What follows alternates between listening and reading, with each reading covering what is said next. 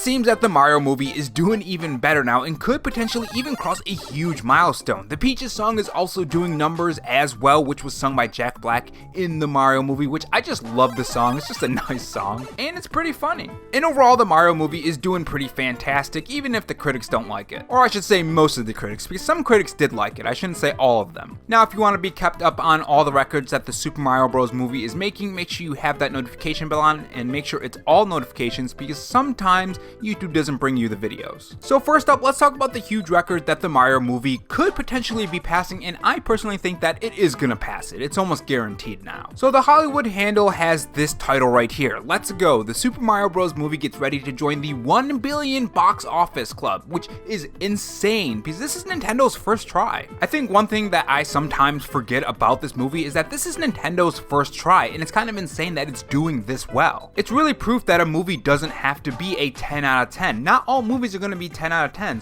Every movie has its flaws, and the Mario movie does have flaws, and it's not perfect, but it's just an enjoyable time, and I think that's why a lot of us go to the movie theater. We don't want to be lectured, we don't want to be told to do something, we just want to have a good time and have fun, and that's what the Mario movie gave us, and that's why it's doing so well. And also, the property is Super Mario and it's Nintendo. Don't get it twisted, that also helped it immensely. But anyways, this is what the Hollywood Reporter said. Every Sunday morning, Hollywood Studios releases estimated weekend grosses for their movies. Those estimated are usually close to right, unless they have a huge hit or a huge miss on their hands. The Super Mario Bros. Movie falls in the first category. Sunday estimates for the April 14th through 16th weekend showed the Illumination and Universal movie earning a jaw-dropping $87 million in its second weekend, besting Frozen 2 to score the best sophomore outing of all time for an animated film and the 9th best of any movie not adjusted for inflation. Now, if that wasn't huge enough for the Super Mario Bros. Movie, they also did a lot of other things as well. So according to the Hollywood Reporter, the traffic for the Super Mario Bros. Movie was bigger than expected by Monday morning. The final weekend numbers showed the movie was actually taking in $92.5 million. And keep in mind that this movie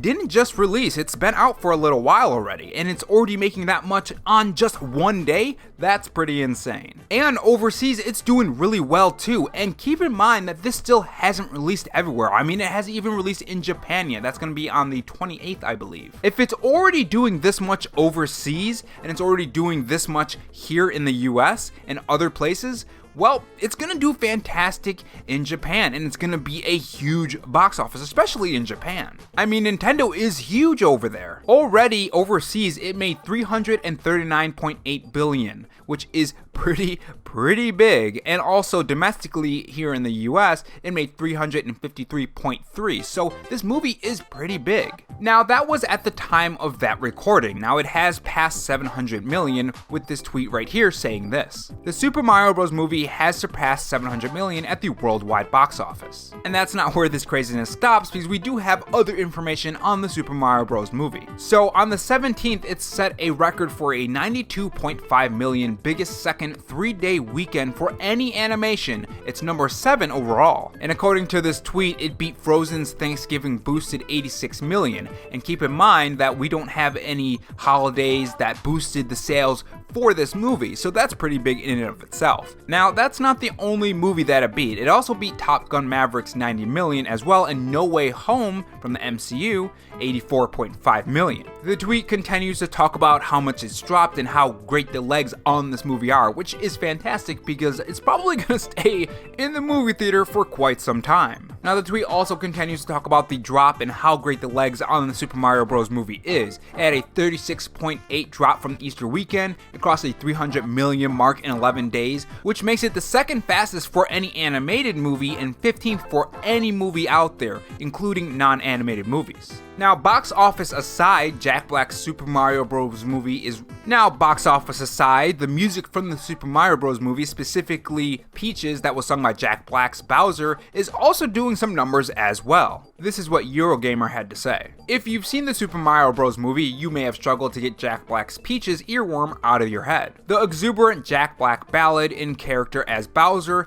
is a highlight of the film and the catchiest song track since Encanto's Bruno. It also hit the US song charts as well and has marked Black's first solo entry in the Billboard Hot 100. On YouTube, meanwhile, the song's video has racked over 17 million views in 11 days. Now, overall, this is just fantastic. fantastic for the Mario movie. I mean, I really enjoyed it. I'm actually going to see it again today, and then I'm going to type my review out. I want to watch the movie and then do my review, because I want it as fresh in my mind as possible. But I think the reason why it's doing so well, like I said in the last video, is that it's just a fun movie. Now, some people commented that, well, the movie isn't perfect, and yeah, I get that. The movie isn't perfect. I'm not saying that it's perfect, I'm not saying that it's overly amazing, but it lets the characters be their characters that are from the games, in some ways more than others. And what I mean by that is that in the games, they don't really have too much of a personality and too much of a background, so to speak. I mean, sometimes, yeah, the Mario movies do have some kind of story within the game, but usually they don't really do too much focus on that side of the game. Usually it's just about the gameplay and the world around you, and overall just having a good time in that game. And I think the Mario movie replicated that, and that's why it's doing so well. And while I do have some problems with the movie, like one thing I think they made Peach way too perfect. I think in that one scene, spoiler warning here for you, just skip a little bit ahead, but when they were sitting on that block and she said, yeah, I got it the first try, she could have said, hey, I had to practice this too. And they kind of alluded to that with the part where she says, well, I've lived here my entire life, but they didn't really say, oh, I've trained hard and stuff. Now that could be for a spin-off that maybe they have planned, which I think would be pretty cool. We know her origin from the movie, and again, I'm getting into spoilers here, but it would be cool to see her make her way to the person that she became in the Super Mario Bros. Movie, and then that scene would make a lot more sense. So maybe it's just something that we have missing info on, and they'll later expand on that in future movies, and if that does happen, then that makes a lot of sense. But so far, it's like they just made her way too perfect. Now, there were some scenes where, you know, she was a little bit scared, like, so she wasn't completely perfect and, oh, I can do anything. You know, the things that Hollywood usually tries to push that makes movies just not good. Characters from Cyberpunk, the characters from Arcane, the characters, I can't say The Last of Us because I haven't watched it yet, but you know, those characters are fantastic because they're relatable and they have flaws. If you're making them too perfect, then it kind of just seems like it's just not a real character and you can't relate to it. And when you can't relate to something in a movie, it makes the movie less enjoyable, in my personal experience anyways. But I'll get to more of that in the spoiler review. But overall, I think it's just fantastic. I think it's a fantastic film.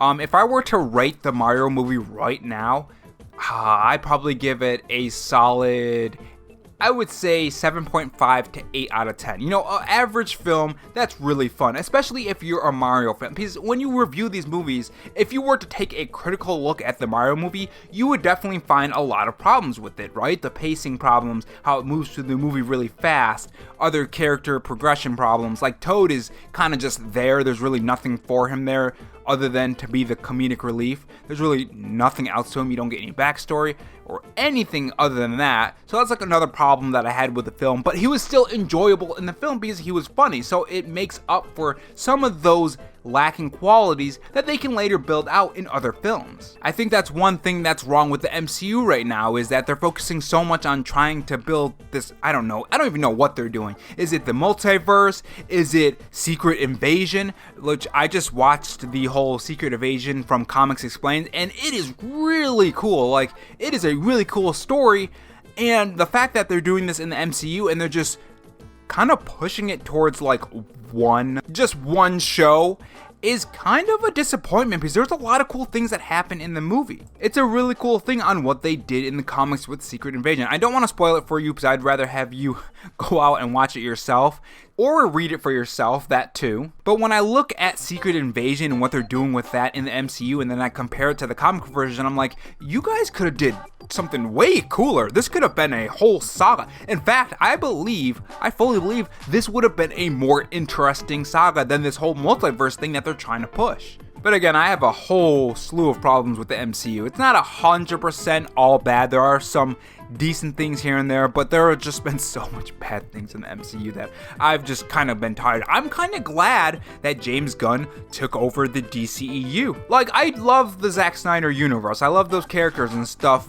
but I want a consistent universe. I want good movies. I want a Superman movie. I mean, the fact that Superman already has a script working. The fact that we're getting this Flash film that looks pretty fantastic, I mean, that I don't think that was due to James Gunn, but overall, it seems like the universe is heading in a great direction, and there are a lot of exciting projects with characters that a lot of people don't know, or maybe we just haven't had a movie or a TV show within that universe in a long time. And when I see all these people saying that, oh, this sucks that James Gunn is taking over the DCU, I'm like, do you not want good movies? He's proven in the past that these movies are good. Now, whether or not you like the movies that he's done or not are completely different. Liking a movie and saying a movie is good, in my opinion, is different. I know, like, I used to watch John Campea a long time ago all the time, and he used to say, movies are subjective, but I completely disagree with that, because we as an audience have agreed that certain things make a movie better, like the Mario movie.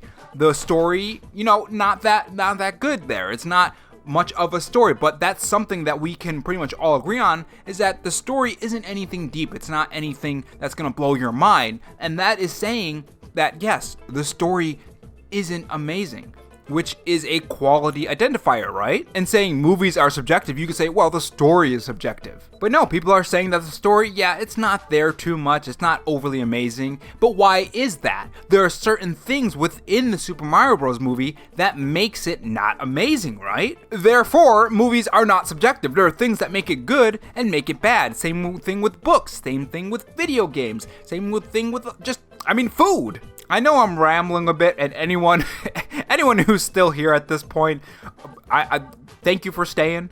I know that I'm not a movie channel. I used to be a movie channel. I actually used to be a part gaming, part movie channel, and I love movies so much, and I love talking about them. It's just I had to focus on gaming to grow my channel, and now that my channel's doing fairly well, I can kind of dip my toes back into the movie stuff. But yeah, I lost track of what I was saying. I went on a whole tangent there.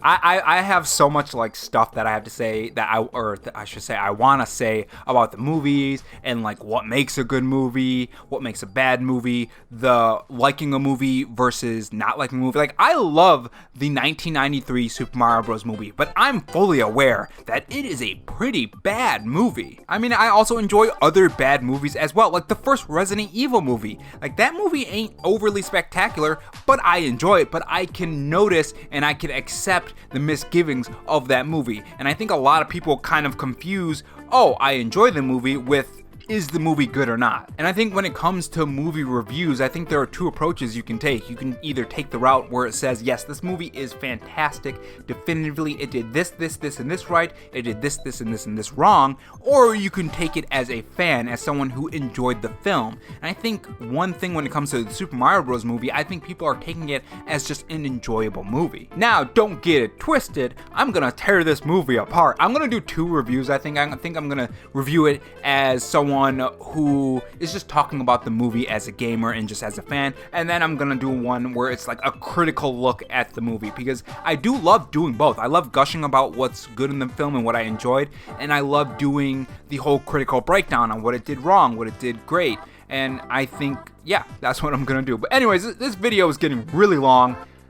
If you guys enjoy me talking about movies, and if you like me doing like other kind of content like that, I will 100% put movie content on this channel like I did before. And I can cover like other box office movies and other like, Marvel news and stuff. I'd probably keep it to more like Marvel, the Harry Potter series that's coming up. I'd probably keep it more towards that kind of stuff, like pop culture stuff. I probably won't do, other movies where it's like just some random small movie that I probably wouldn't even watch usually. Though oddly enough, recently in the past year, those are some of the movies that have been the best so far, so who knows. But yeah, tell me your thoughts about all of this in the comment section below. What do you think makes a good movie? What do you think makes a bad movie? Do you think there's two sides? Do you think movies are subjective? And what do you think about the Mario movie? Do you think it's bad? Do you think it's good? Tell me your thoughts in the comment section below.